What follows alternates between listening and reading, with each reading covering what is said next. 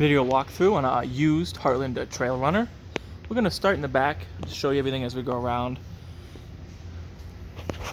Do have an outdoor shower with hot and cold out here, removable shower head. They call it a shower. I don't know, you probably won't be taking much showering out here because, you know, neighbors and whatnot. But you do have access to hot and cold back here, which is nice. You don't have to be chilly water, you know.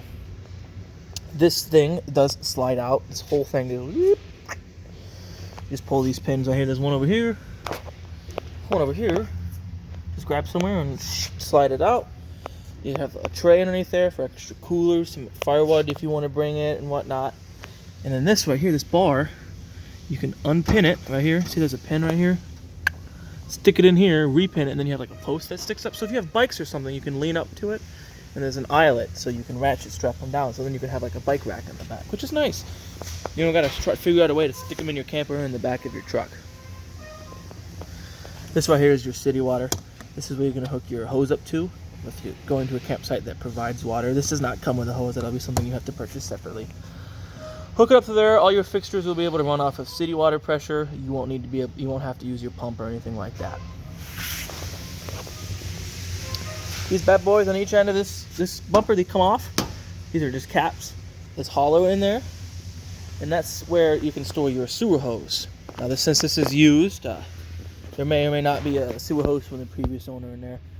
Wouldn't hurt to check before you go out and purchase your guys' own. Unless you're uncomfortable using somebody else's, then honestly, I would feel you for that. But pop them off. Throw the hose in there, pop them back on. They're sometimes a little tricky to get in. You just gotta smack them real good to get them on. Coming on the side, we're gonna leave this slide closed so I can walk through this area, a tight area over here, and then we won't be able to open it quite all the way, but I'll show you what I can from the inside. So going right here, this is a cable inlet, not an outlet, inlet. If you are going somewhere that provides cable, you could hook it up through there. Not many places still provide cable. But occasionally you'll roll up somewhere and there'll be some coax wrapped around the power pole. Wheel it out, hook it in here, and you'll have like basic cable TV throughout your camper. Other than that, you do have an antenna on here, so you'll be able to watch like antenna TV, which is just fine. 30 amp shore cord. This is shore power. It's S-H-O-R-E, shore power. This is your main power for like your AC and all your outlets. All your 120 comes from here.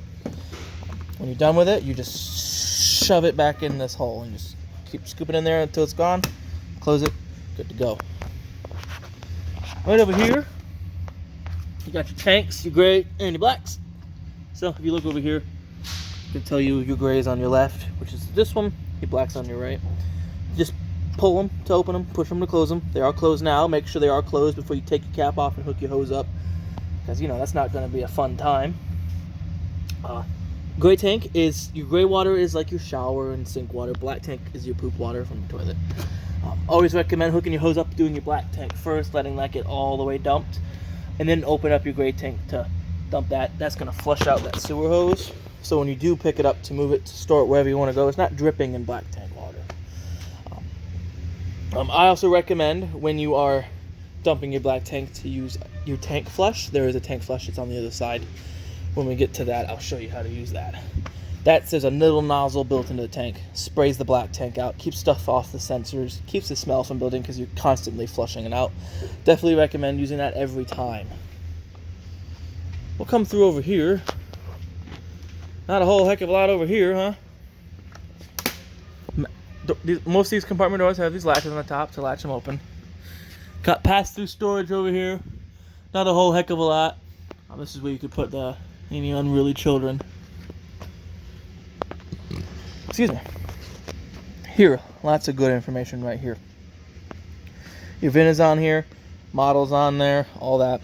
Tire pressure right here says 65 psi. Go off of that.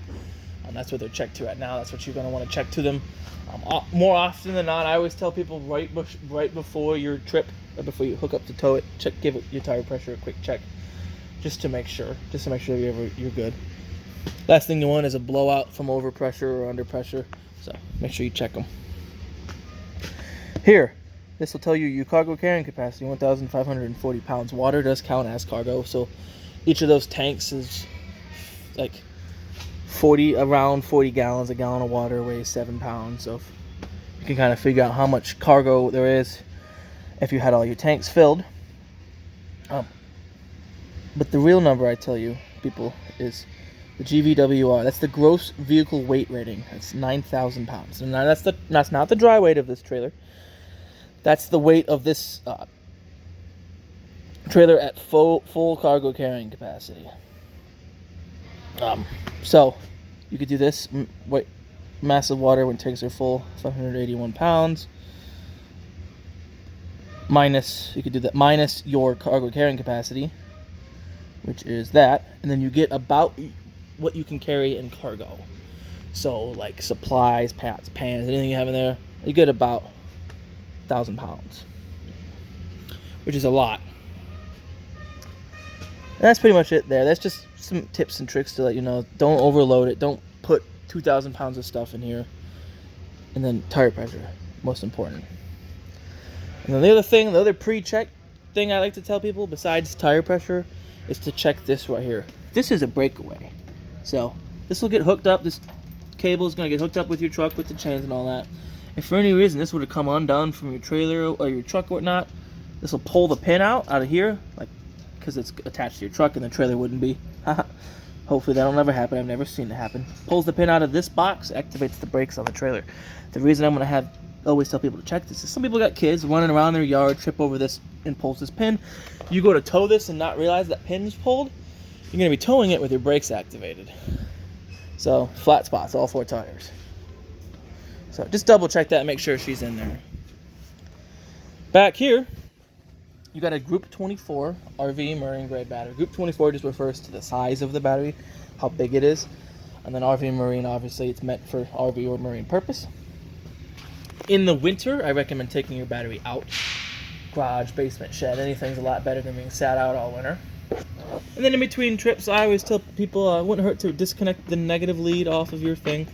So one part of this battery is going to have a plus, one part's going to have a negative. Disconnect the negative lead. That's going to keep anything from pulling voltage from your battery while you're away. Let's say if you forgot to turn a light off and you don't realize it, disconnecting the negative lead is going to prevent the light from being on, killing your battery. Dual 30-pound cylinders, roughly 15 gallons total. So this is on, that's off. So righty tighty, lefty loosey, you know.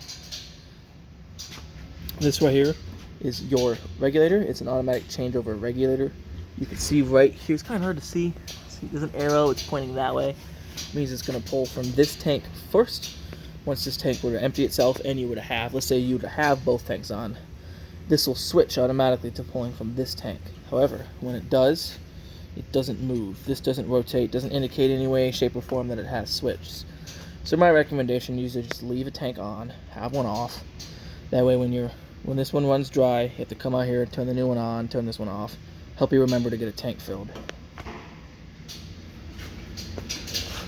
Light helps hooking up. Power tongue jack. Beats hand cranking it every day of the week. 7-way, plugged into the back of your truck. Lights, turn signals, all that. For brakes on your trailer to work from your truck, you are required to have a brake controller.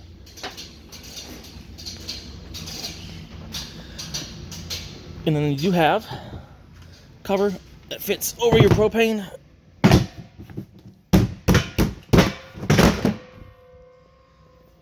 Then you can get access to it from here. Now you saw how hard that was for me to get on.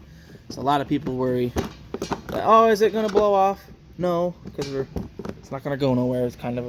They're kind of a pain to get on and off sometimes. It helps you know that it's not going to blow off. Right over here, we do have us locked up. You'll get a key. One of your keys is going to look like this one. It might even say 751 on it. That's going to be your keys to these compartment doors. It helps you put it in the right way.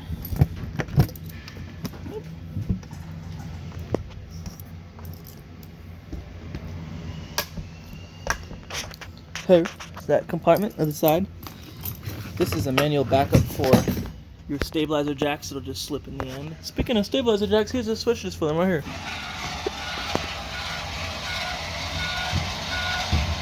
So it'll do one and then slowly the other. Whichever one hits the ground first, then it'll keep going.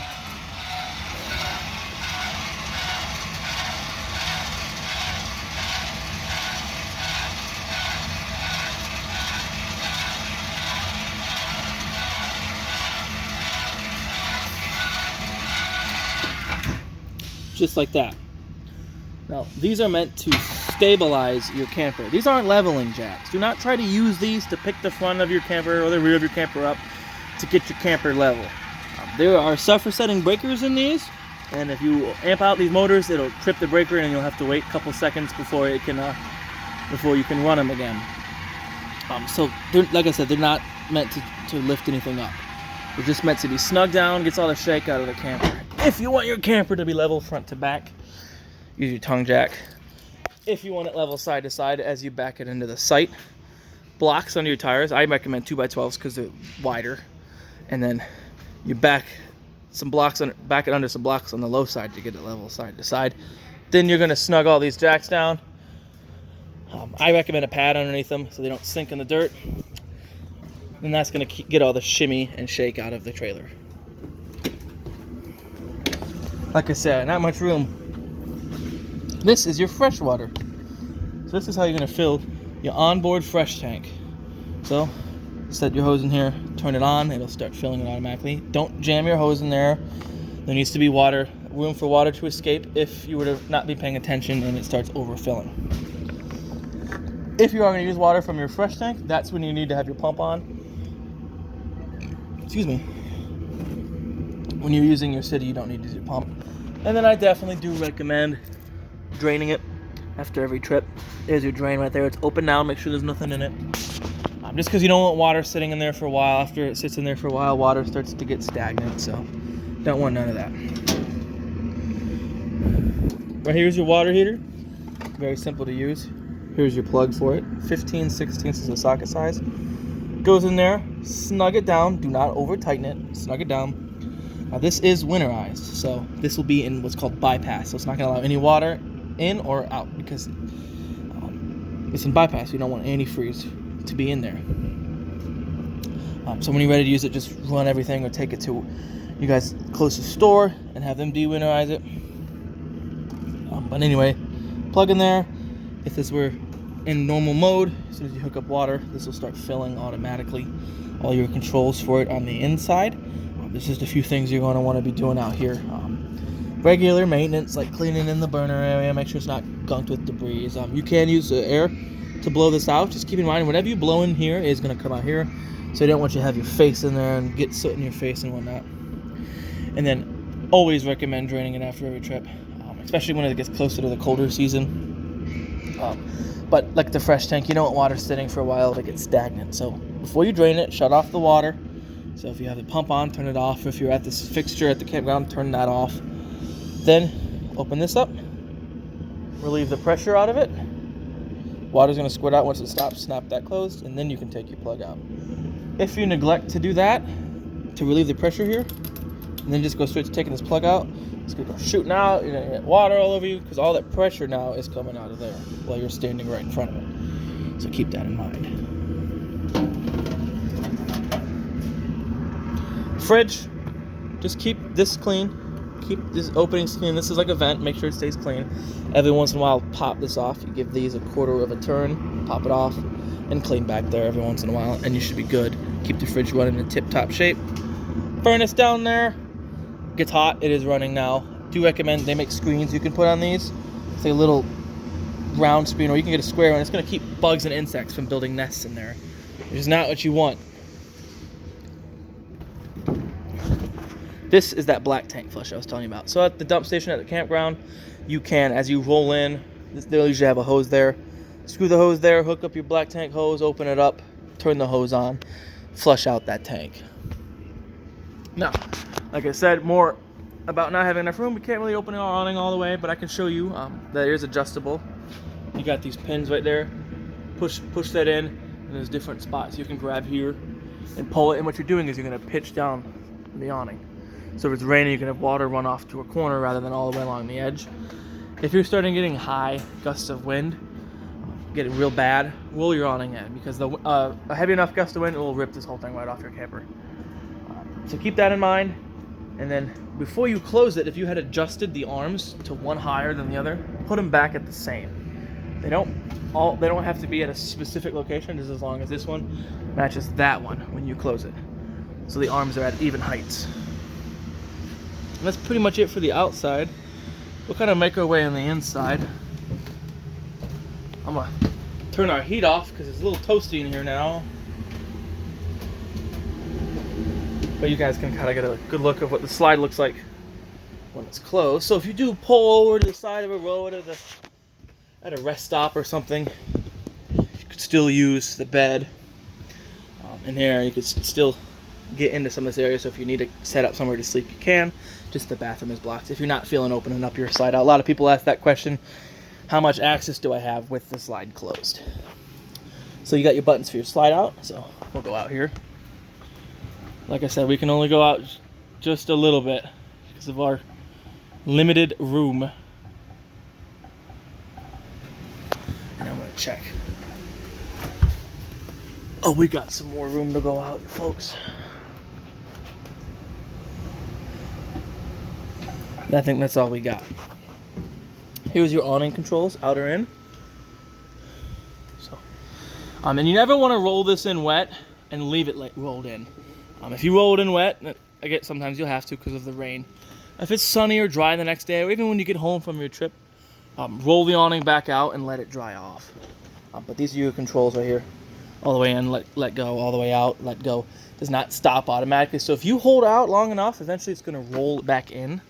It'll just wrap the fabric the wrong way around.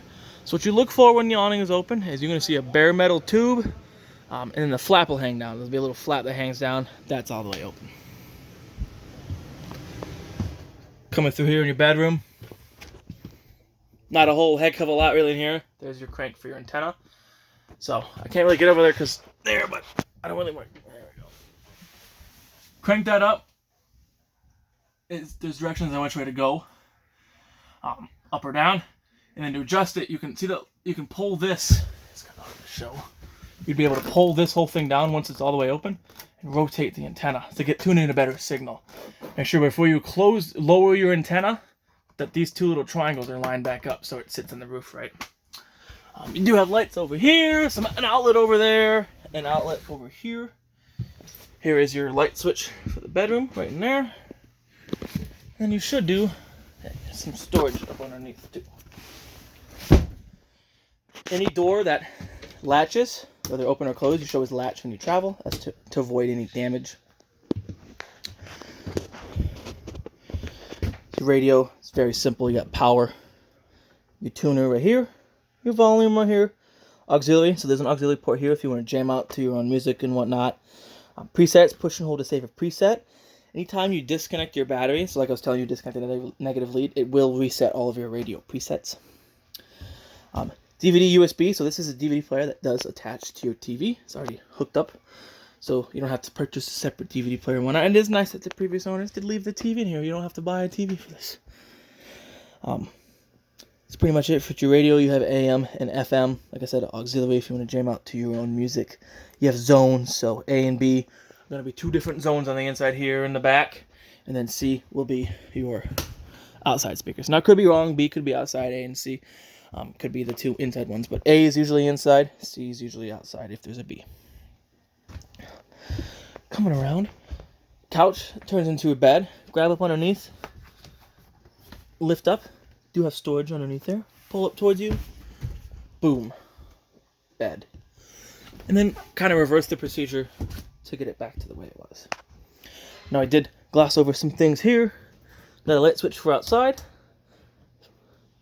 Porch light here. And this is your inside lights right there too. Coming over here. Microwave works just like a standard residential microwave. Nothing real special about it. Lights and fan for your cooktop. Right there. Now this works a little bit differently than a traditional stove at home. So you turn this to light, twist your sparkler, burner will light right up. No, I had turned the gas off when we were there, so I'm not gonna light right away. Usually when you just turn the gas on, it takes a couple tries. Now this doing this over and over again, it's not gonna hurt nothing. A lot of people go into panic mode when they see you twist and twist and twist, think it's gonna break it. It's designed to do that. Don't worry about it. But you can light all three burners at once, turn them like that, quicken the light, or you can do one at a time. Oven's a bit different. So if you oven, you're going to turn this to pilot on, push and hold as you're pushing and holding. You're going to get you in there, And there is right back there a pilot. You're going to use a long barbecue lighter as you're holding the pilot on. Make sure that pilot gets lit. Once it's lit, hold this in for a few more seconds until you're confident that when you let go, the pilot remains lit. After the pilot's lit, you can just turn that to your desired temperature. The burner will turn on. If you know you're going to have to cook again in a few hours, you don't want to have to relight that pilot if you turn it off, but leave the pilot on. It leaves the pilot on, but shuts the burner off. Definitely recommend before you leave your trailer unattended or before you go to bed to turn that pilot off. Fridge, two buttons, super simple, on or off, and then auto or gas. So gas is when it's sticking out like that. Auto is when it's in. Recommend using auto. Auto is going to know what to run on. This runs on propane and 120 or 120. So if you are going to go somewhere where you know you're not going to be able to plug the camper in, you can run this off of propane. It still does need 12-volt power to operate, though. Regardless, whether it's propane and 12-volt or 120, still needs 12-volt for it. So you still need working battery and converter and whatnot. But the main thing with these fridges, it may not look it because they look smaller than your normal fridge. They work differently than your normal fridge. And in fact, a fridge like this will take anywhere from 6 to 8 hours to get to operating temperature. So if you can, plug the camper in the night before at home. Let it get cold the night before. That way you can switch to gas when you're going down the road. And when you get to wherever you're going, you're gonna have a cold refrigerator. You don't have to wait half a day to use it. Thermostat, very simple. These are very simple. I like these ones. So you have off, which is on now, heat, and then fan. Fan is just going to run the fan on the AC. It won't actually turn the compressor on. So if you're just kind of looking for some circulation of air, that's what I recommend that one for. Cool is going to run the compressor on the AC. So you can have it like here through here. And then you have fan mode. So auto high and low and then on high and low. If you're running cool on auto high or low, the AC, the compressor is going to cycle on and off to help regulate whatever temperature you have it set at. So if you have it set to 60, once it hits 60, compressor shuts off. Sometimes the fan stays on, helps keep circulating air. Once it gets hotter here and again, it'll kick itself back on. If you were just running your AC on high or low, once it reaches your desired temperature, it's not stopping. It's going to continue to run. And when you do that, you run the risk of it freezing up. And then there's a freeze sensor in the AC that once it freezes up, it shuts the AC down and it won't be able to get turned on again until it thaws out. So having it run on auto is going to prevent that. And heat, turn up to heat, slide it up to your desired temperature for heat too. Right here is a propane alarm, or propane gas detector. It's hardwired to the 12-volt system. There are no batteries you have to worry about changing. However, if the battery I've shown you up front starts to die during storage or whatever, this will start chirping at you. It won't alarm, but it'll start chirping. If that were the case, try to plug the camper in and get that battery up there charged up. And then as far as another piece of safety equipment, carbon monoxide alarm. Got a fire extinguisher right down there. And then on the ceiling above the slide, which would open more, you have a smoke alarm. That uses 9-volt battery. That uses 9-volt battery. Coming over here, this does turn into a bed. Fold the legs up, set the table on this little shelf here. Play puzzle with your cushions to kind of fill in the gap, and you have a bed. That's a more comfortable bed for someone like me. I'm not tall, but I'm taller than this couch, so you can fit a couple children here too if you need to, if you got kids. I'm gonna sneak back here. Not a whole heck of a lot in this area. Storage here. That's your breaker box. So all your breakers, all your fuses. You have an assorted assorted type of fuse, different amp ratings. It wouldn't hurt to buy yourself a spare fuse kit, just in case something were to happen. I'm gonna sneak into the bathroom here. You got your bathroom light, bathroom fan. This is your lid to open and close the lid for the vent. There is what's called a max air vent cover on here, or a vent cover. So you can leave this open when it's raining, because you can see there's another cover over this. It's not going to let water get in. Here is your monitoring panel, so you can monitor battery, how full your fresh tank is. So fresh, black, gray. So when your tanks are full, it'll look like this, all the bars. So if I hit black, and then it was all the way to here, then you know it's full. If it's to here, it's 1/3, 2/3. Pretty easy to use. Turn your water pump on and off from here. You can hear it. Once you turn the pump on and the system has been pressurized, the pump does shut off, so it's not constantly running. Water heater on LP gas, so that's propane. Water heater on electric. So electric is 120, so you have to be plugged in for electric for your water heater. I like having electric option because you don't have to chew through your propane. It's a little bit quicker to get hot, a little bit quicker to recover. So that's nice that this has it. You do, however, want to really make sure that you have water in your water heater before you run it on electric. 10 minutes of it running on electric with no water in the water heater, you're going to burn out that heating element. Now you're going to need a new heating element. This right here is a GFCI outlet, just like the ones at home. Click to reset. Any other GFCI outlet in this camper, any outlet that would be in or near the kitchen or the outdoor outlet, if those would have tripped, this is the one you're going to come and reset it at. Got your shower in here with a removable shower head. Hot and cold. And if you want to use your shower, pull this up to divert it to the shower head. If not, it's a tub to take a bath. It's a small tub, and I don't think I could ever fit in there to take a bath. But there's an option for that. I'm going to come kind of sneak out of here. Oh. And coming through, my favorite part about these kind of campers is bunkhouses. I love bunkhouses, so hope you guys like this one too. Got a bunk for someone up here. Bunk for someone down there. Bunk for someone up there. This does fold up and latch in the spot here. And you're going to do that because you have a little dinette in here. So if you have some kids who want to eat by themselves, they can eat in here. And if your kids brought some friends over, this works the same way as that one does. Fold up the table, set it on them shelves down there, reorganize your cushions, 4th spot to sleep in. And there's a spot for a TV in here. Cable in there, power in there, spot for a TV up there. And then each area has a light, so everyone has their own light. Yeah, that's what I really like about these bunkhouses. You could sleep a lot of people in them. All right. Well, I'm just going to try to go through here, see if I think anything I might have failed to mention you guys. Oh, this thing.